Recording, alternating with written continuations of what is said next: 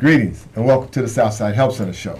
We'd like to thank everyone for tuning in. This is a live call-in show. If you have any questions, please feel free to call us here at the station. The number's right there in front of you, 312-738-1060. Give us a call here at the station if you have any questions about anything we're going to be talking about today. And today I have with me Miss Caprice Carthans. Introduce yourself. Hi, my name is Caprice Carthans, and I'm a liaison and prevention specialist at Southside Help Center. Thank you. And we're going to get back to her.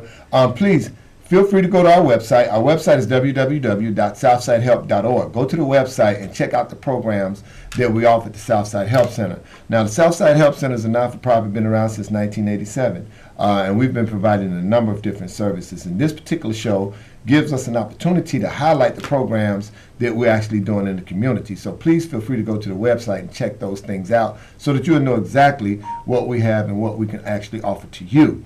One of the things, let me touch real quickly, make sure that you know that the summer is coming. We do have a summer program for the youth. Please, if you have not already registered them somewhere, go to the center. We're located 10420 South Halsted. Go to the center. And Ms. Tasia Smith is the program director of the youth programs, and please get those kids enrolled into something.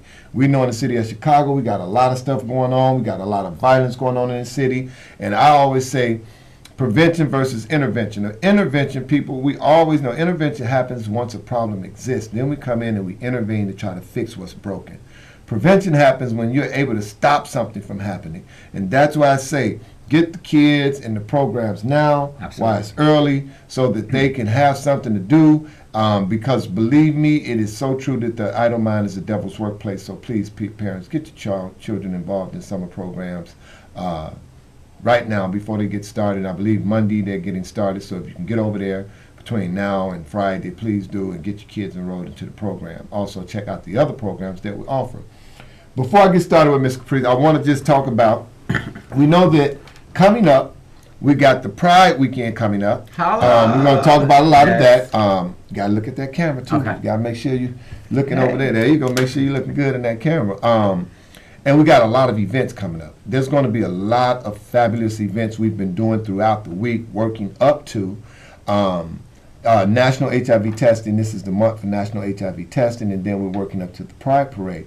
But remember, we were over in Douglas Park on Monday. We were in Jackson Park today. We'll be in Jackson Park this evening from about 3 to 6. And then on Friday, we're going to be up north doing some things concerning HIV prevention and education for the month. Also, Saturday, we have a really, really big event going on. We're going to be out there. We're going to be doing some hot dogs. We're going to be raffling off some bikes. We're going to be doing a lot of really wonderful things. And this is going to be on 43rd and Wabash. And this is in conjunction with the Prayer Walk, or SHARP, which is a collaboration or a group of agencies to come together to be able to provide prayer in our community. And it's vital because we do know that in our community a lot of things are going on.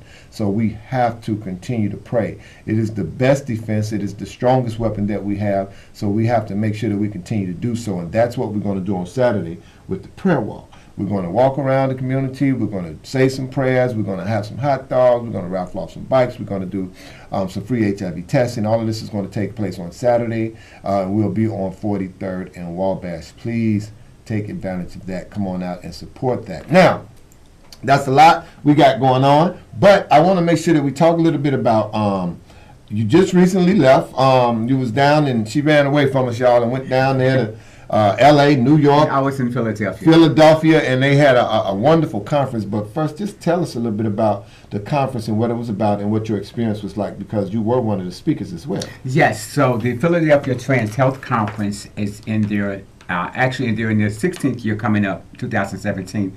But this was year 2015 of their Philadelphia Trans Health Conference, where there were about maybe 8,000 people in attendance of trans experience, along with about 18 countries of other trans-identified people. And you know, we all know that Philadelphia is a city of brotherly love and sisterly affection.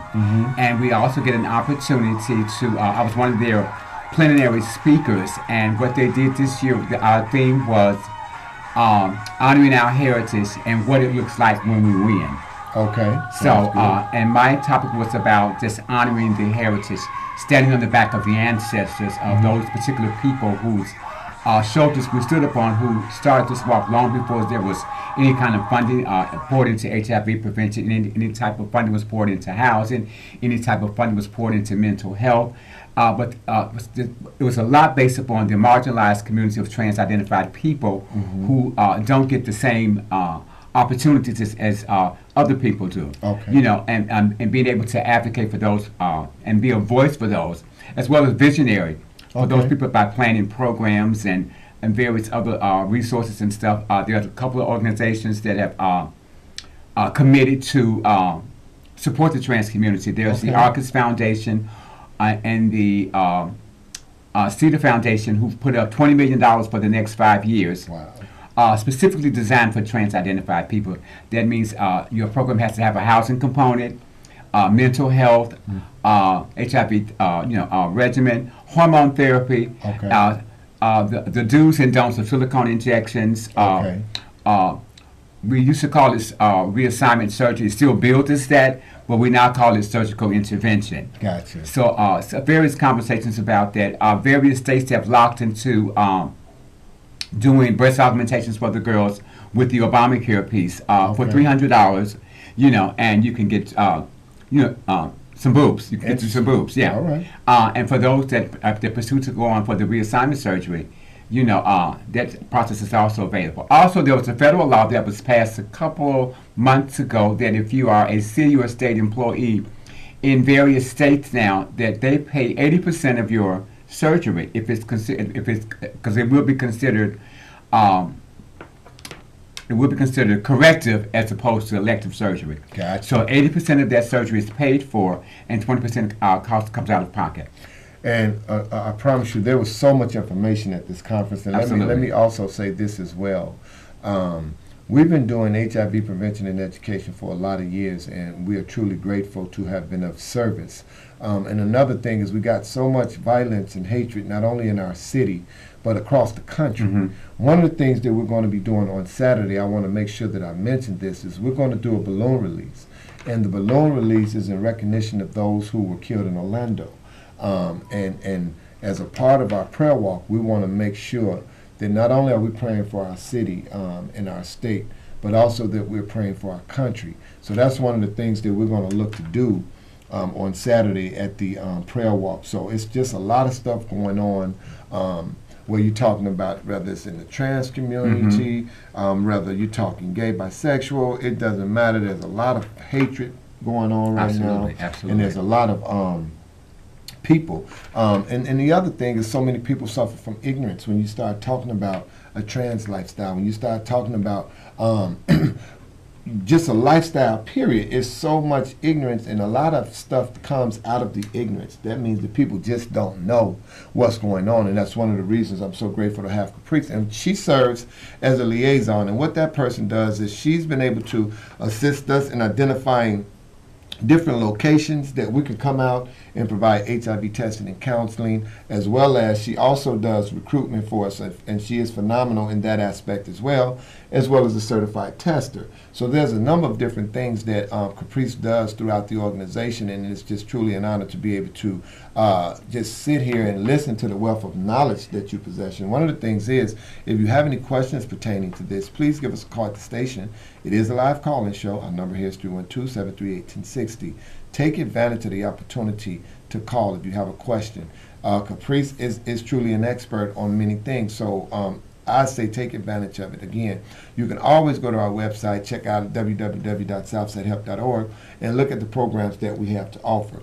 This is just a part of one of the programs that we have through outreach, community outreach, and it is so very important that we do community outreach, because a lot of the services we're able to provide on the bus, most people won't come in to get. Absolutely. Also, we're providing hepatitis testing on the bus. So when you see the outreach unit in the city, wherever you see it at, please, if we're not stop us, wave us down. We will actually stop the bus, and if you want to get tested, we'll allow you to get tested as well. And one of the other things we talk about is our night reach piece.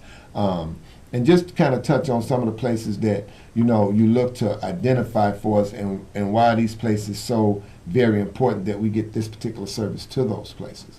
One of my former jobs that I had, one of the titles or positions I had, which I still have the license for, is a navigator to do the Affordable Care Act, to sign up people for the Affordable Care Act. And most of the time, our billable hours are from 9 to 5. Okay. So usually at 5 o'clock, people generally go home because that's the time that we generally get paid.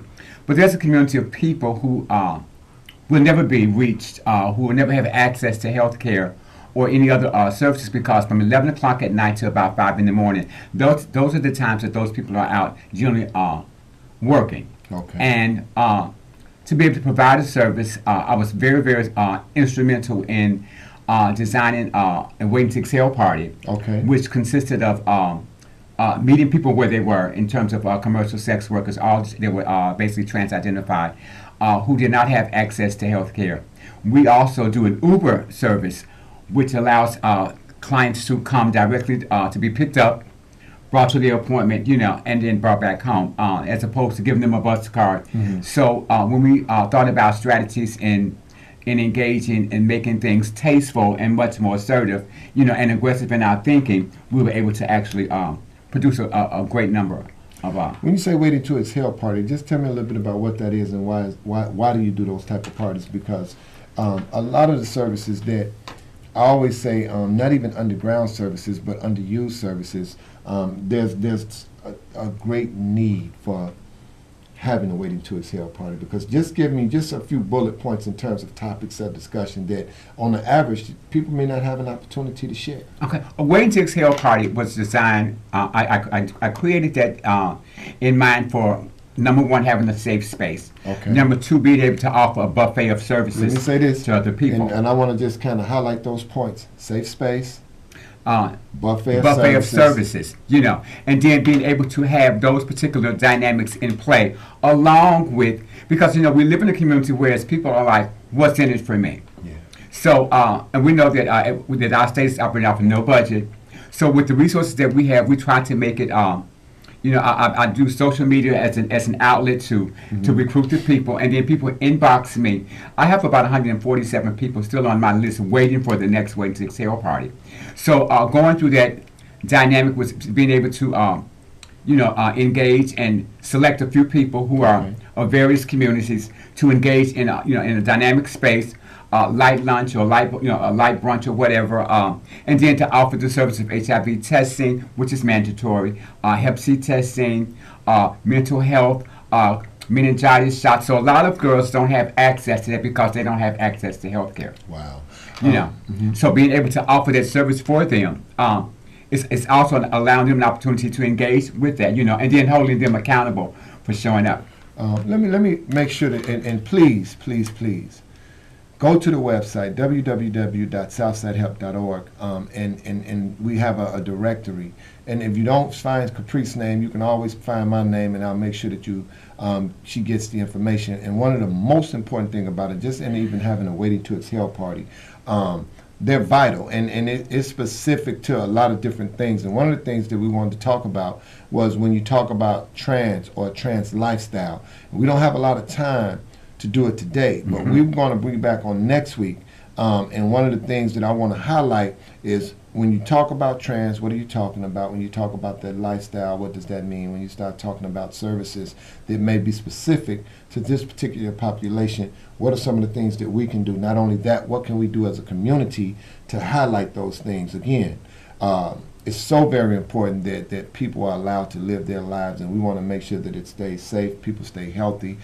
So please, check the website, www.southsidehelp.org, or come to the office, 10420 South Halstead. Stop in, and you can also talk with Caprice then, or talk with me, and I'll get it together. So please, thank you. We really appreciate everyone coming in. Until we see you again, we bid you peace.